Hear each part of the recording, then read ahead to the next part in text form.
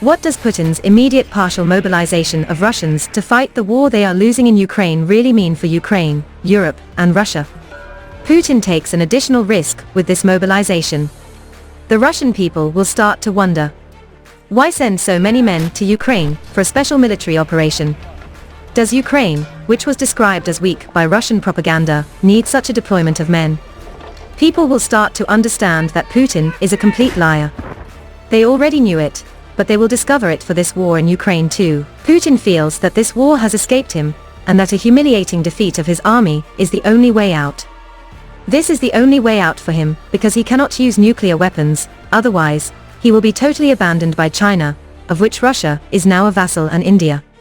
Putin must win this war conventionally. Sending more men will not change the outcome. The Russian army will be more motivated and better organized with 300,000 more men. Russia will lose this war whether Putin likes it or not. Is this the end of Putin, when Russian citizens started protesting on his mobilization to win in Ukraine? Already now the power and the law in Russia, as a result of this mobilization, are strongly eroded. Several cases of arson of military enlistment offices and administration buildings in Russian cities have been registered. At yesterday's rallies across the country, the police detained about 1,500 people. In Russian Telegram media channels, including from well-known oppositionists, calls for an armed uprising against Putin's power are heard.